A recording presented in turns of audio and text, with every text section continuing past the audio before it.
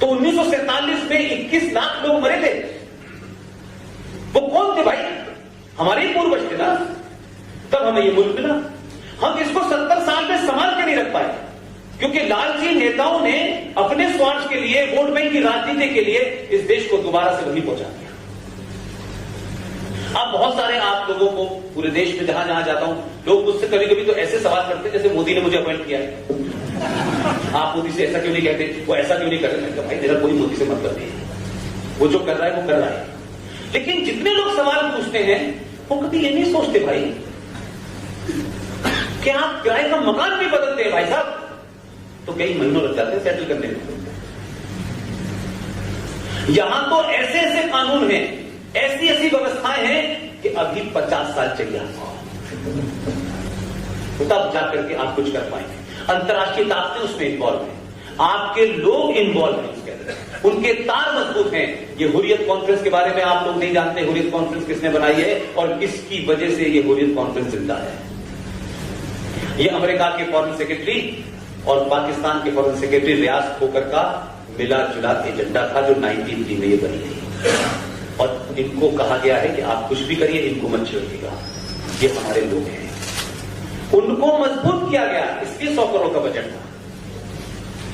अब क्योंकि आपके रिश्ते, दुनिया बदल गई है,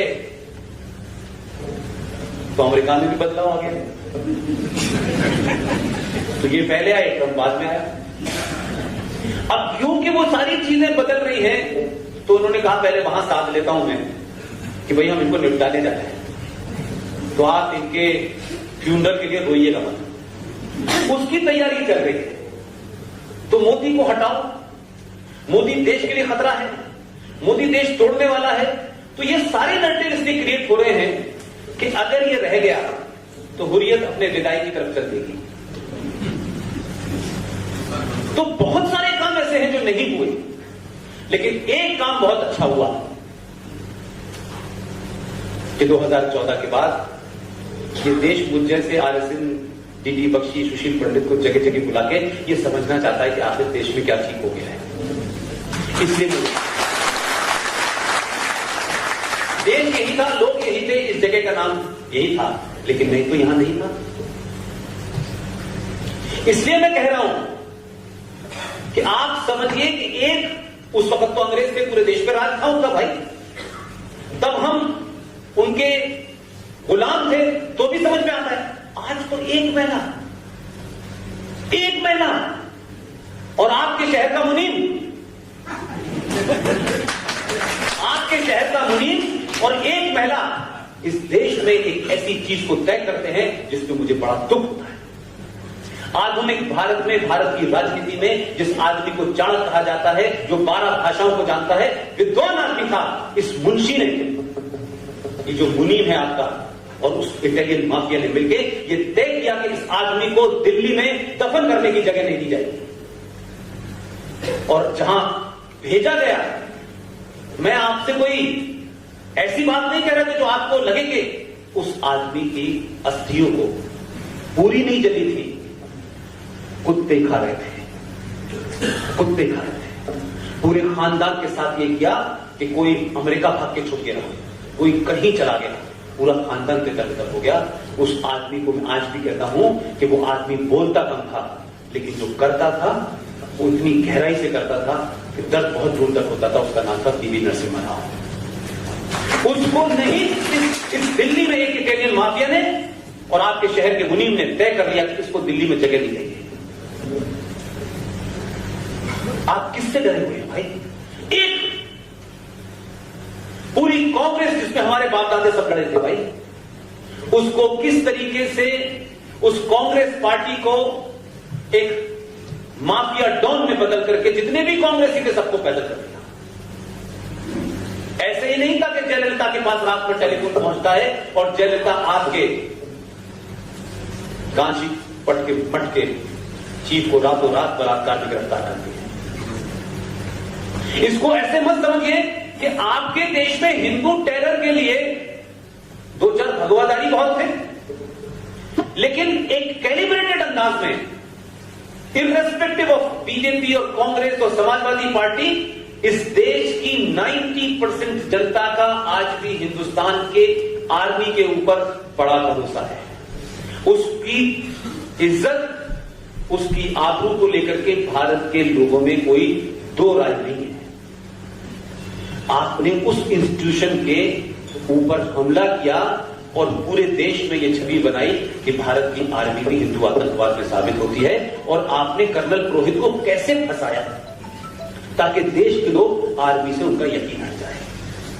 ये भगवाधारी लोगों को इसलिए फंसाया ताकि ये सिंबल है हिंदुइज्म का।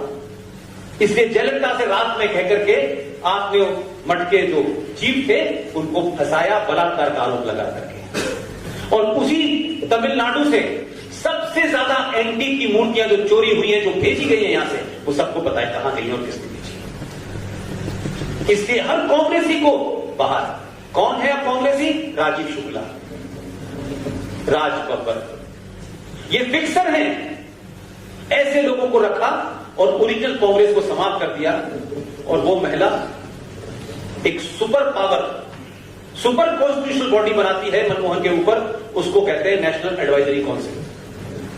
और उस नेशनल एडवाइजरी काउंसिल ने क्या किया? उसमें आपके शहर के और आपके प्रदेश का जो डॉक्टर है, उसके पीछे जो लोग पड़े हुए थे, उसमें तीसरा से दिलवाड़ बहुत महान कार्य करता है, लोगों के प्राइज मिलना चाहिए उसको। वो हर्षमंदर, ये तमाम जो आप प्रशांत भूषण सब जो देख रहे हैं, ये सब उस नेशनल एडवाइजरी काउंसिल में थे। उन्होंने एक बिल तैयार किया, कम्युनल वायलेंस बिल। उस बिल को तीसरा से दिलवाड़ और हर्षमंदर जैसे लोगों ने लिखा। उसको अगर मैं शॉर्ट में आपको समझाने के लिए कहूं, क्योंकि उस पर विस्तार से मैं भी नहीं जाऊंगा। हिंदू जो है वो शरिया के लॉ से तय होंगे और जो मुसलमान है वो आईपीसी के तहत होंगे। शॉर्ट में मैं यही कह सकता हूं। दंगा होगा तो क्योंकि मुसलमान माइनॉरिटी में है इसलिए वो दंगा नहीं कर सकता, तो उसके ऊपर रिपोर्ट नहीं हो सकती। हिंदू मेजोरिटी में है तो सिर्फ ये कह देने के बाद कि इस आदमी ने दंगे में हिस्सा लिया है, एसएचओ गिरफ्तार कर लेगा। 20 साल तक आप ये साबित करते रहिए भाई मैंने नहीं किया दंगा। मुसलमान को नहीं साबित करना। ये बिल पिछली बार लोकसभा में आते आते रह गया।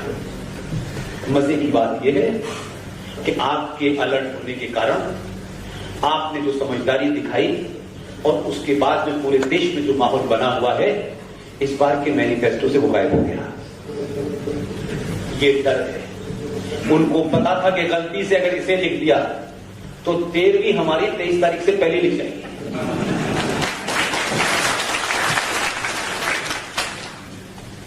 तो माइनॉरिटी कमीशन कैसे बना, हुर्रियत कैसे बनी, मुस्लिम लीग के साथ क्या संबंध है, आप केरला में चुनाव लड़ने क्यों जा रहे हैं, इसमें कोई नई बात नहीं है।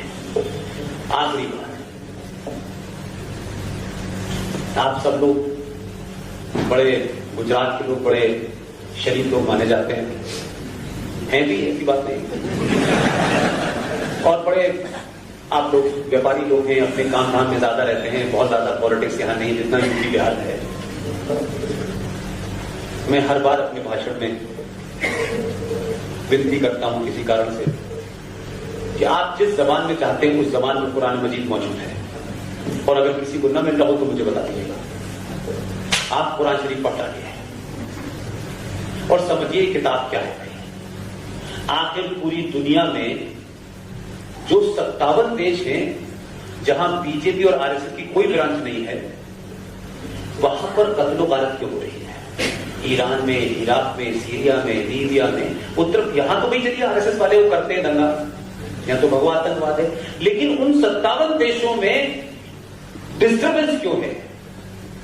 और जब भी कोई पूरी दुनिया में कहीं कोई हलचल होती है तो ये मुसलमान रोहिंग्या का हो, बांग्लादेश का हो, कि किसी 57 देशों में नहीं जाता जहां इस्लाम के मानने वाले, जहां गैर इस्लाम के मानने वाले लोग जाते वही हैं। ये फ्रांस भी जाएंगे, ये जर्मनी भी जाएंगे, ये इंग्लैंड भी जाएंगे, भारत भी आएंगे, जबकि भारत का उपराष्ट्रपति बता रहा है कि मुसलमान यहां सुरक्षित नहीं है। मैं भी सुरक्षित नहीं हूं, लेकिन उसके बाद भी आ रहे हैं। और मैं तो कह रहा हूं हामिद साहब, क्योंकि मेरी यूनिवर्सिटी के वाइस चांसलर है, तो मैंने कहा भाई आपके देश हित में काम करें, कौम और मिल्लत के हित में काम करें और जाए बॉर्डर पे बर्मा के कहीं इधर मत जाना, बहुत खतरनाक आरएसएस रहती है। वहां तो बताता नहीं भाई मेरा, दिल्ली में आके कहता है कि हम जो है हमें डर लगता है, हिंदू यहाँ पर जो है बहुत टेररिज्म बढ़ रहा है और हिंदू आतंकवाद बढ़ रहा है। तो दो चीजों को देखें, एक मैनिफेस्टो का जारी होना और मैनिफेस्टो में जो 4 बड़ी चुनौतियां हैं वो भारत की आंतरिक सुरक्षा के लिए खतरा है। इन चारों चीजों में से कोई भी चीज डायलूट होती है वो भारत के लिए खतरा है।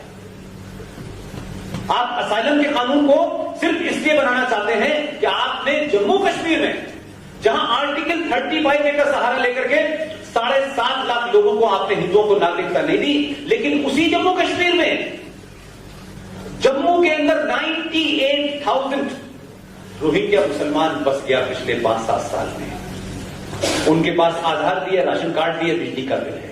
अब अगर इसके बाद भी मैं ये कहूं कि ये हिंदू मुस्लिम मामला नहीं है तो फिर ये कौन सी गंगा जमुना तहसील है भाई।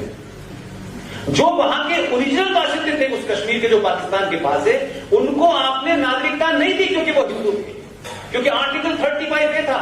लेकिन 2009, 10, 11, 12 से लेकर के रोहिंग्या मुसलमान जम्मू में पहुंच कैसे गया? आप और मैं 2 दिन के बाद रहने लगे तो कोई पूछ लेगा आप यहां क्या कर रहे हैं, बताइए कहां से आए। लेकिन उन रोहिंग्या मुसलमानों से नहीं किसी ने पूछा, उनको बता दिया गया। लिहाजा ये सरकार रहती है नहीं रहती है ये एक अलग विषय है, लेकिन जिन लोगों ने मैनिफेस्टो जारी किया है वो आंतरिक सुरक्षा के लिए चैलेंज है। इसलिए मैं कह रहा हूं कि 70 साल पहले जो चीजें की गई संवैधानिक तौर पे की गई और जिस तरीके से एक के बाद आती चली गई, उससे उन आतंकवादियों को, उन गद्दारों को, देश तोड़ने वाली ताकतों को लगातार कहां से ऑक्सीजन मिल रही थी, ये इस मैनिफेस्टो के बाद ओपन हो गया। अब कोई